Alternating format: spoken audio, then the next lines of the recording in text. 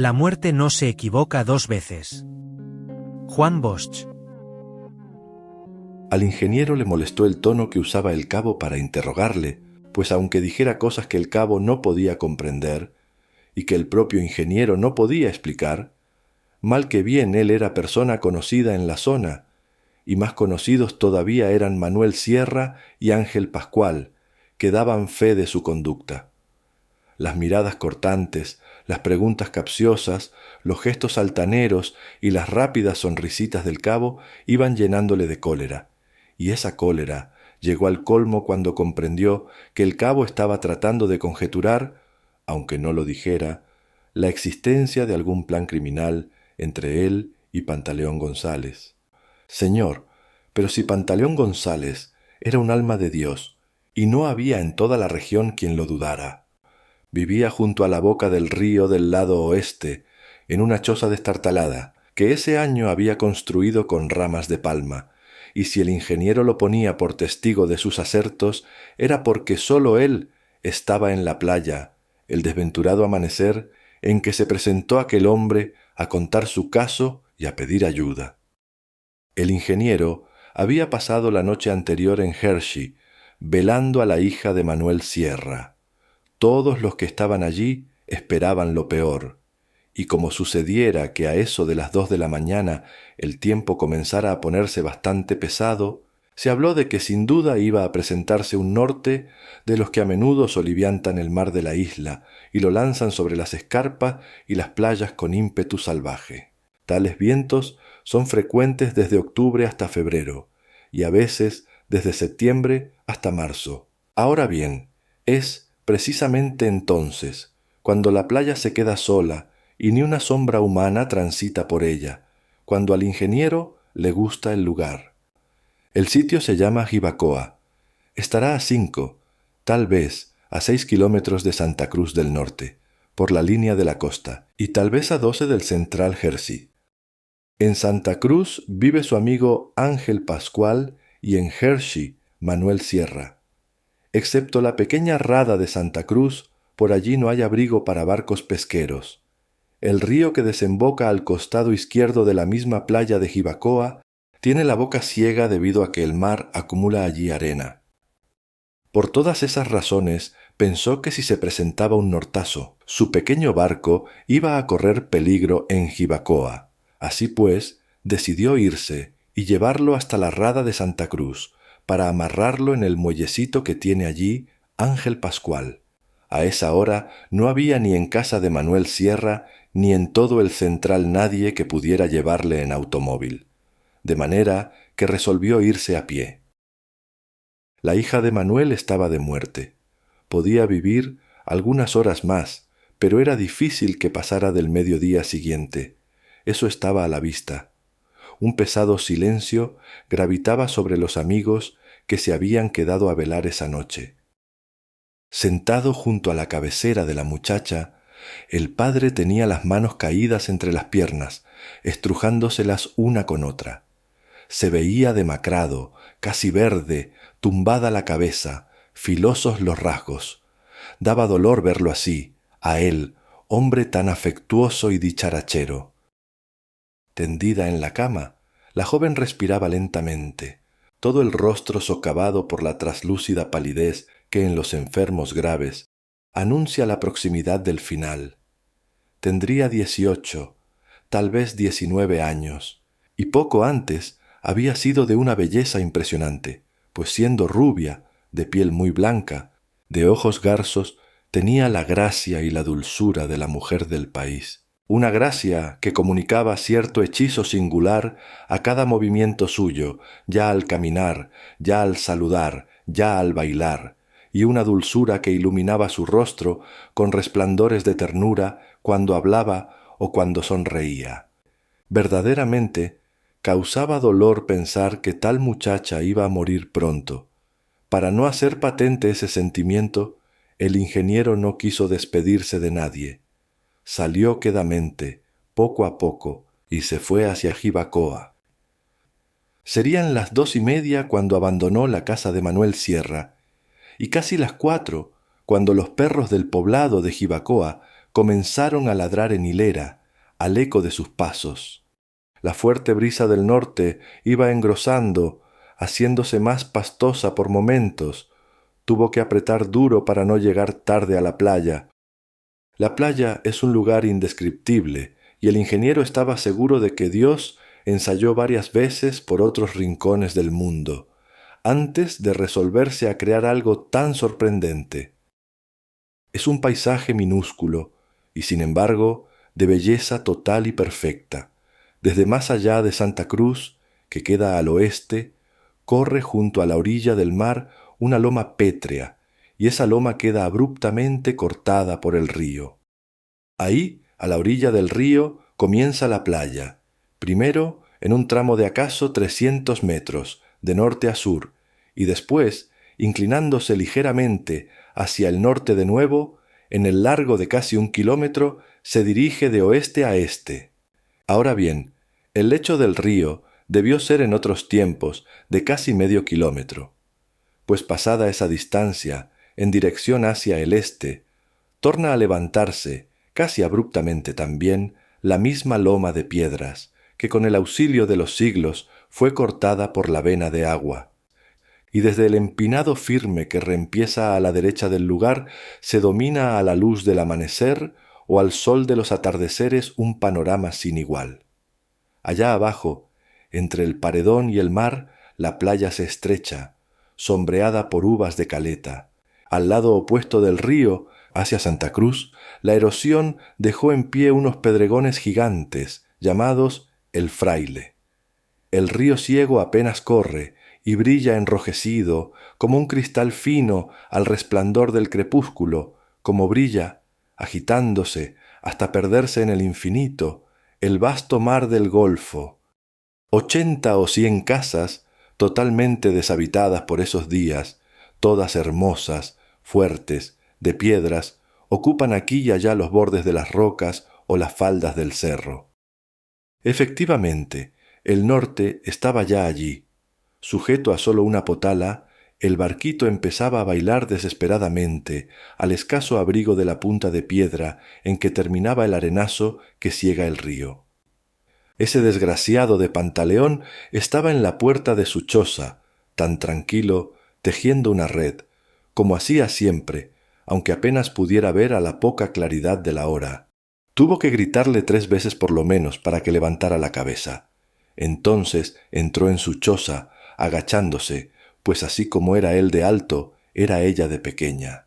Y como lo conocía bien, sabía que primero doblaría con especial cuidado la red, que después se arrodillaría frente a una piedra extraña que él había encontrado tiempo atrás en Canasí, unos kilómetros al este de Jibacoa, que mascullaría sus rezos, según él calificaba el lenguaje de su invención, con que antes de emprender cualquier tarea se dirigía a los espíritus que a su juicio lo protegían, y sabía sobre todo que Pantaleón podía salir de la choza, plantarse cuán alto era frente a la portezuela, mirarle de lejos con ojos de ídolo oriental, muy echada hacia atrás la frente, y mover los 2 brazos como aspas, lo cual en su costumbre quería decir que no saldría, que no podía complacerle, porque sus espíritus protectores no lo autorizaban a hacer nada ese día.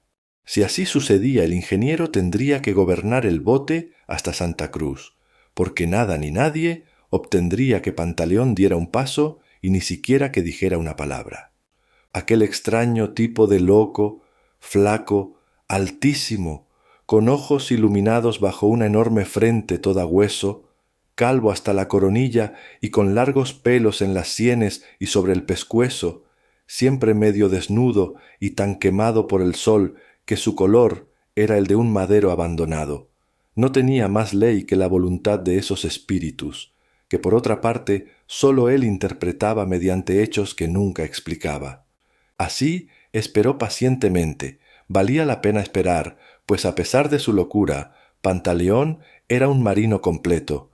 Él y el mar se entendían a las 1000 maravillas. La situación no resultaba agradable. El ingeniero, hombre ya de 50 años, sin familia alguna en el mundo, necesitaba salvar el barco. Si lo perdía, ¿cómo iba a reponerlo? Y sin él, se le caía el cielo sobre la cabeza. No era hombre de mar, y sin embargo, no podía vivir sin él. Durante los meses de invierno buscaba acomodo en las playas hermosas y solitarias, como esa de Jibacoa, y durante el verano, cuando las playas se llenaban de gente, se iba a las callerías, armado de escopeta, cordeles y anzuelos, y con la sola compañía de Pantaleón, cuyas manías conocía al dedillo toda la gente de la costa, desde Cojímar hasta Varadero. En cada lugar, Pantaleón ponía casa aparte, y a menudo tal casa era un antiguo bote deshecho por el maltrato de los años o simplemente un hoyo grande en la arena cubierto por ramas de uvas caleta. La piedra mágica, a la que Pantaleón dirigía sus ruegos y oraciones, ocupaba siempre un lugar privilegiado en su vivienda, y cuando viajaban la envolvía con sumo cuidado en restos de velas y la colocaba a proa, bajo la pequeña escotilla, para que hubiera camino, según su propia expresión. Ese sucio y tempestuoso amanecer, el ingeniero se imaginaba al loco de rodillas ante la piedra, preguntando si debía o no hacer caso a la llamada. Realmente era para angustiarse. Una hora más, tal vez menos, y sería difícil, si no casi imposible, sacar el barquito mar afuera. Pero Pantaleón salió y no hizo señal alguna. Con su largo andar de flamenco, avanzó hacia la orilla y se metió en un pequeño bote. Por fin. Dándole la espalda, Pantaleón comenzó a avanzar con un solo remo que había fijado a popa. En eso, suaves pero rápidos, el ingeniero oyó tras sí los pasos. El drama comenzaba a producirse, y aunque él lo ignoraba, presintió algo. Por lo menos, tuvo miedo. No había persona alguna viviendo en la playa. ¿Quién, pues, caminaba hacia él con tal rapidez a esa hora y en momentos tan impresionantes? Súbitamente se volvió. Nadie a la vista. Durante un segundo se sintió como herido por un rayo, pero a seguidas pensó que el viento debía estar haciendo golpear entre sí dos ramas de algún ubero cercano. Con esa idea se hubiera quedado si no es porque al mover la cabeza hacia Pantaleón, vio a éste parado en la popa del bote, inmóvil, gacha la cabeza y brillantes los ojos, toda su figura en actitud de quien va a lanzarse hacia un enemigo terriblemente odiado. La quilla del bote descansaba en la arena, del lado este ya. Pantaleón debió, pues, haber saltado a la playa, y no lo había hecho, ni por lo visto pensaba hacerlo. Se mantenía tenso, no como un loco, sino como un perro de caza. De golpe, igual que si acabara de despertar de un mal sueño, el viejo pareció volver en sí, y se estrujó la cara con la mano derecha. «Ahora sí estoy seguro del color de la muerte», dijo al tiempo que saltaba a la arena. «¿La muerte?», preguntó el ingeniero, más asustado cada vez, sintiendo que se le enfriaban las entrañas. «Rubia, rubia», dijo Pantaleón con la cabeza baja, y al rato repitió y explicó. «Rubia como la hija de Manuel Sierra. Se parece a la hija de Manuel Sierra, igualita a la hija de Manuel Sierra». Entonces el ingeniero se alivió. La gente afirma que algunas veces, en el momento de morir, muchas personas se desdoblan, hacen acto de presencia a larga distancia. Jamás había tenido él manifestaciones de eso. Pero tal vez sí, tal vez la hija de Manuel Sierra acababa de morir y había ido a despedirse de él. Quizás los pasos eran suyos y él no pudo verla porque no tenía aptitudes. En cambio, la vio Pantaleón.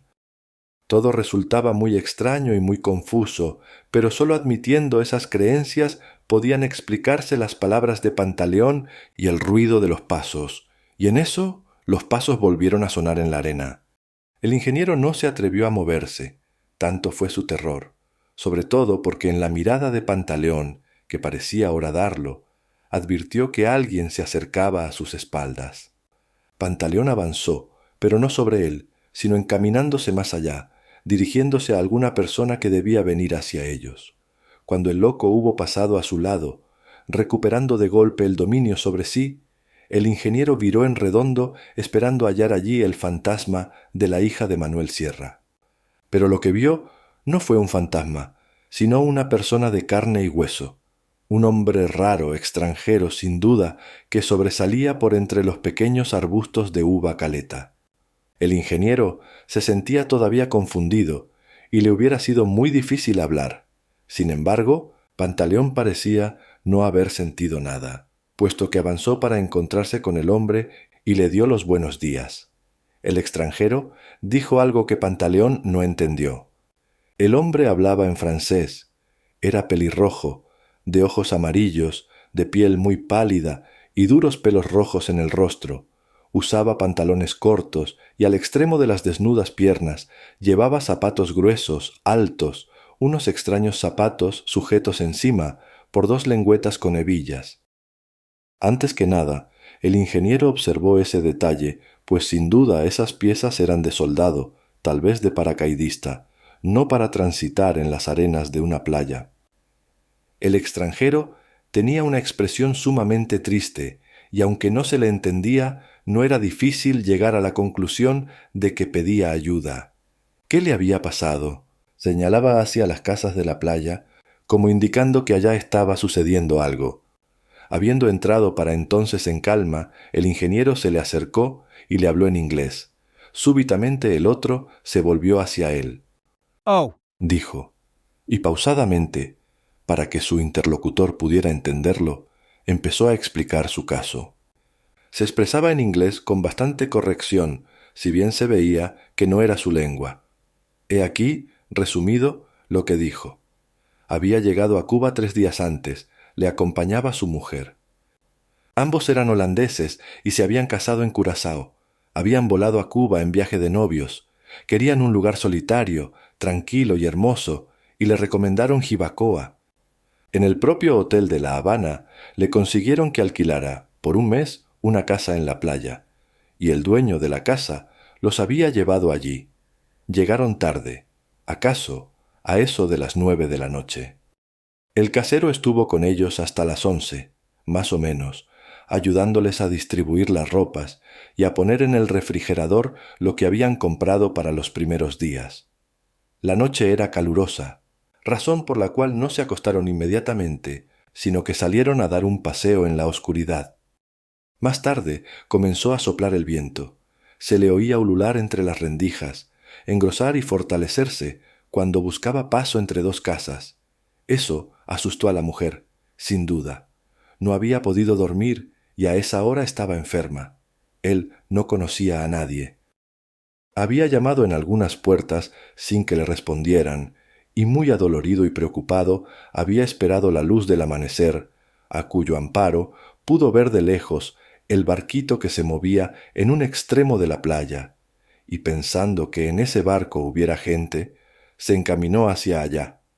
Lo que pedía era ayuda. Su mujer, muy joven, estaba bastante enferma. ¿Podían ayudarle los señores? Claro que iban a ayudarle. El extranjero delante, el ingeniero siguiéndole y Pantaleón atrás se encaminaron a la casa. Desde la puerta apreciaron la tragedia y el holandés estuvo a punto de enloquecer, pues la mujer se veía caída de lado, con la palidez de la muerte y una herida en la frente. Se había levantado sin duda angustiada por su mal, y cuando éste le atacó a matarla, cayó sobre un enorme macetero de bronce en que había plantada una palmita de fantasía. 2 sillas estaban tiradas en el piso.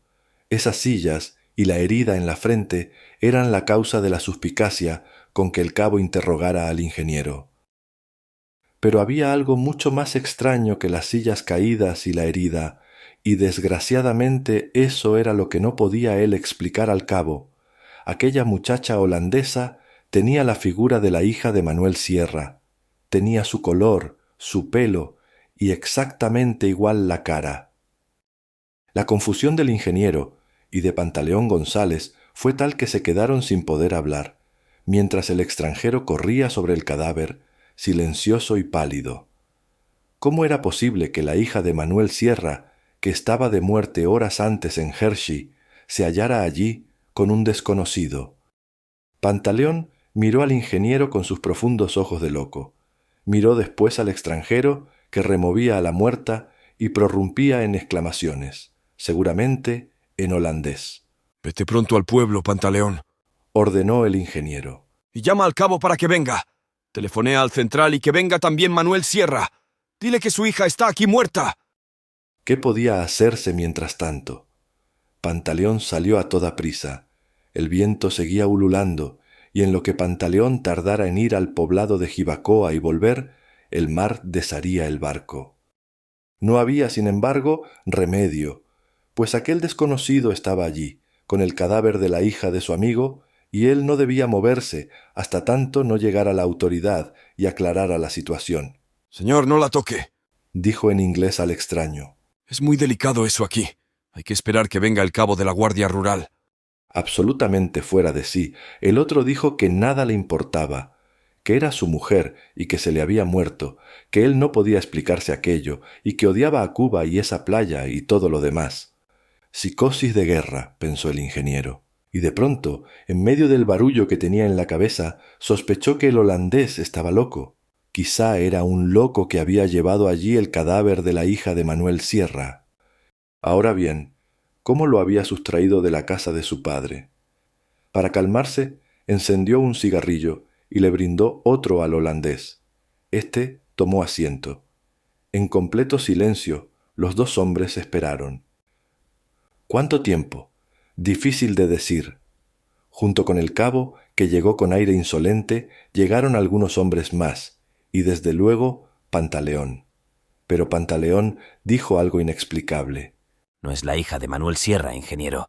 Hablé con él mismo, por teléfono, y la muchacha está allá, en su casa, mejorando mucho». «¿Pero cómo puede ser, señor?», preguntó a punto de perder la razón el ingeniero. «¿Usted no ve, cabo, que esta es la hija de Manuel Sierra? Dígame, ¿no es ella misma?». El cabo estaba mirando hacia la muerta, y uno de los que llegó con él aseguró que sí, que era ella.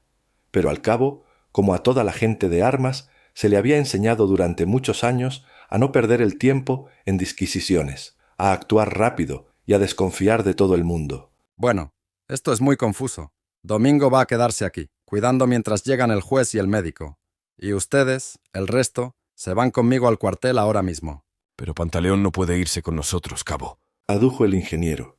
«El tiempo está poniéndose muy feo, y si él no saca el barco ahora para llevarlo a Santa Cruz, voy a perderlo». El cabo volvió sus sagaces ojos hacia Pantaleón y se quedó estudiándolo. No, señor, dijo. Pantaleón también va al cuartel. Esto hay que aclararlo ya mismo. Iban camino del poblado cuando comenzó a llover. El ingeniero estaba seguro de que el mar le destrozaría su querido barco. Ese pensamiento, trabajando sin cesar por debajo de todas sus ideas y sensaciones, ayudaba a irritar al ingeniero y le hacía abultar ante sus ojos cualquier gesto del cabo, confiriéndole categoría especial de fines perversos contra él. Por eso el interrogatorio estaba poniéndolo fuera de sí, y el interrogatorio continuaría hasta que no fueran de Santa Cruz el juez y el médico a levantar el cadáver. Mientras tanto, afuera llovía y Manuel Sierra no hacía acto de presencia. A eso de las 11 el ingeniero empezó a sentir frío. Poco después estornudaba.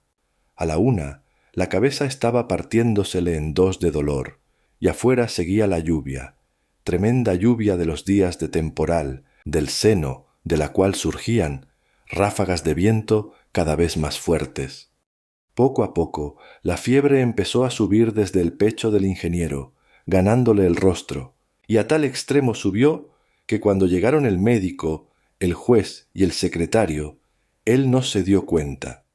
El cabo le había ordenado echarse en una de las camas del cuartelillo, y allí deliraba a eso de las 5, cuando entró Manuel Sierra. Pero tampoco se dio cuenta. Al fin, retornaron el médico y el juez y el secretario. Dijeron que la muchacha había muerto de síncope cardíaco y se había herido al caer, pues al parecer, al momento de morir, se levantó y trató de ganar la puerta. Manuel explicó que su hija estaba en su casa, que la había dejado allí, y el cabo aseguró que iría a verla esa noche, pues quería cerciorarse de que en efecto vivía. Se buscó un automóvil para ir a recoger el cadáver y llevarlo a Santa Cruz. En ese automóvil se fue Pantaleón, pero el ingeniero no se dio cuenta de nada. El médico le tomó el pulso. puso un termómetro en las axilas, dijo que se hallaba bastante mal, probablemente de un ataque gripal, y le dejó al cabo un frasquito de sulfas para que le administraran 2 pastillas cada 4 horas. Por lo demás, los que actuaron en el caso y los que fueron espectadores cercanos se dispersaron murmurando acerca del extraño parecido entre la extranjera muerta y la hija de Manuel Sierra. La terrible noche cayó sobre el lugar, ululaba el viento, se desgranaba la lluvia, y Pantaleón González, metido en su covacha, alumbrado apenas por un viejo farol de marino, contemplaba en silencio su sagrada piedra, cuya superficie oscura brillaba a la pobre luz del farol. La contemplaba y a la vez pensaba y no pensaba, pues en su anormal mente había 2 ideas. La primera pasaba a veces a ser la segunda pasaba a veces a ser la primera. En ocasiones las 2 estaban juntas. Y en verdad no eran ideas, sino imágenes. Él las veía como 2 figuras. Una era la muerte. Pantaleón González conocía ya a la muerte. Sabía que era rubia y parecida a la hija de Manuel Sierra. Él la había visto por la mañana, cuando llegó en busca de la extranjera. La otra imagen era el barco. El barco del ingeniero iba a perderse, a menos que él lo sacara de allí y se lo llevara a Santa Cruz, a la pequeña rada donde tenía un muellecito Ángel Pascual. Afuera reinaban la lluvia y el viento. Adentro estaba Pantaleón González, doblado en su covacha, enrojecido por la luz, calvo, con largos pelos en las sienes y en el pescuezo, todo frente y ojos, extraños ojos de loco. Y de pronto levantó la cabeza, pues había comprendido. Sí, había comprendido. Él, Pantaleón González.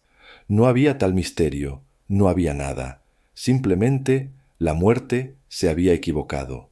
Era muy de mañana, tan temprano que apenas se veía bien. Él mismo, de aguda mirada de marino, casi no podía remendar sus redes a esa hora, porque el mal tiempo cubría el naciente sol y todo el aire era turbio, y esa falta de luz favoreció el error de la muerte. Es claro, ella había pasado por allí en busca de la hija de Manuel Sierra, y a lo mejor estaba cansada de trabajar toda la noche quién sabe en qué partes del mundo. Y como la extranjera se parecía tanto a la hija de Manuel Sierra... No era rubia, no se parece a la hija de Manuel Sierra. Lo que pasa es que se parece a la persona a quien va a matar, dijo en alta voz Pantaleón González, e instintivamente miró hacia los lados, no sabía por qué. Del techo de la covacha comenzaron a caer gotas. Cuidadosamente, Pantaleón envolvió su sagrada piedra en un pedazo de lona, lo puso luego bajo su almohada y se estiró. Pensó que aunque el tiempo siguiera malo, sacaría el barco bien temprano. Alzó el farol, levantó el tubo y sopló. La terrible noche estaba poblada de rugidos, pero él se durmió como un bendito. Mediaba el día siguiente cuando Pantaleón llegó al poblado de Jibacoa. Iba desde Santa Cruz, pasando por Hershey, medio vestido gracias a Ángel Pascual. Destocado, con su frente casi negra por el sol del mar, penetró en el cuartelillo como en su casa.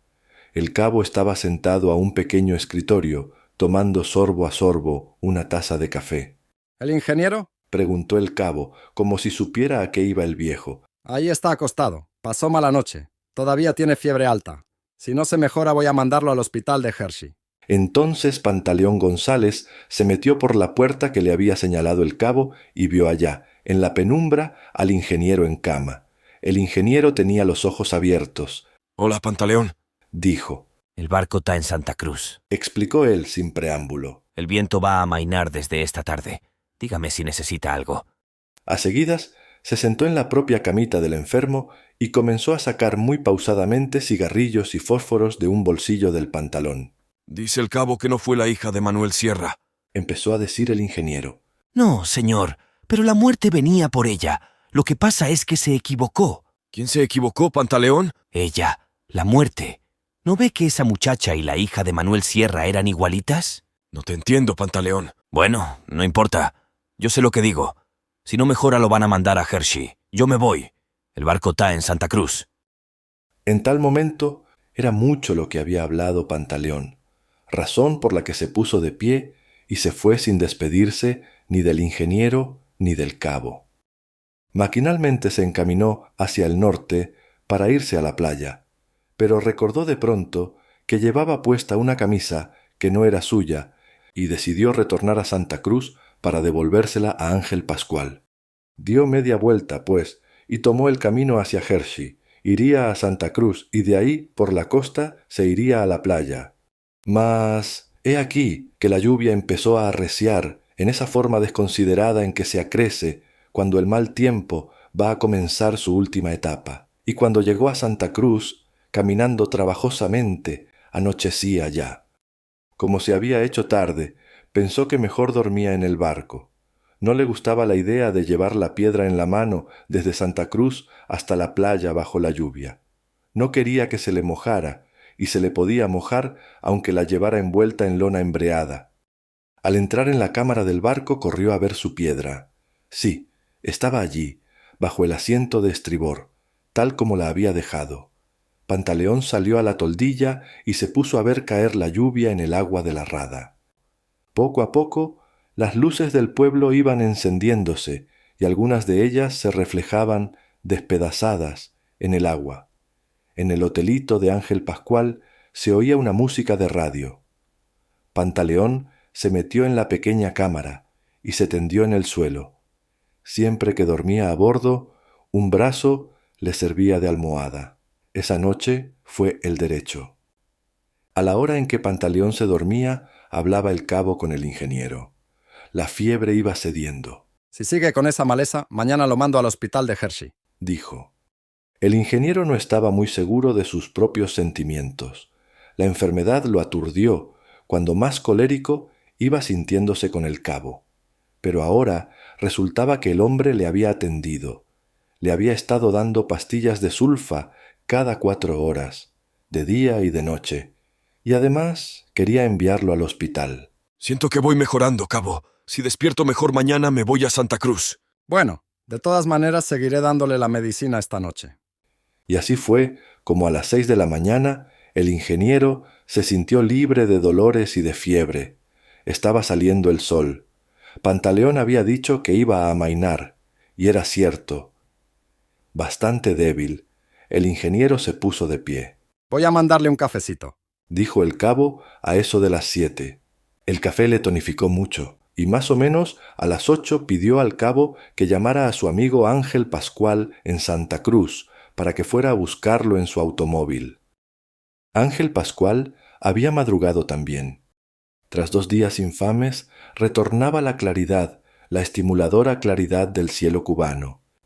En los árboles de los patios piaban los gorriones, y el sol iba poco a poco evaporando el agua depositada en las charcas. Pegando rítmicamente contra los acantilados, el mar se batía con dulce son. Muy de tarde en tarde, reventaba una ola llenando de espumas las rocas. Pantaleón había despertado antes que el ingeniero, que el cabo y que Ángel Pascual. Él, viejo, feo, flaco, calvo, era el hijo del mar. Él y el mar se bastaban. Nadie mediaba entre ellos, ni nadie más hacía falta al uno o al otro. De manera que Pantaleón González despertó oscuro todavía, cuando aún el cielo se conservaba encapotado, y supo que iba a salir el sol. ¿Para qué irse entonces a pie hasta Jibacoa si podía pedirle su bote a algún pescador? A él no le gustaba caminar sino navegar. Así pues, decidió esperar, y mientras esperaba se puso a hacer café, a baldear, a recoger cordeles, a ordenar la cámara y a limpiar la toldilla. Sin saber cómo se le fue el tiempo a Pantaleón.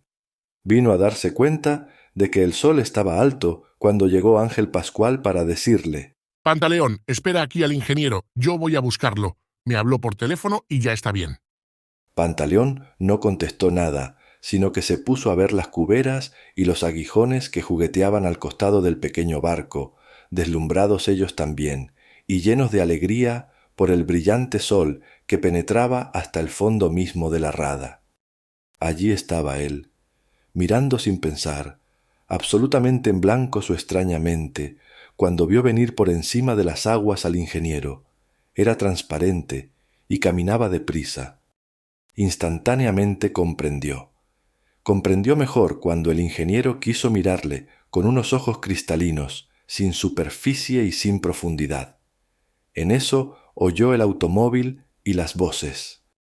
Él quería al ingeniero. No lo había dicho nunca, y ni siquiera se había detenido a pensarlo.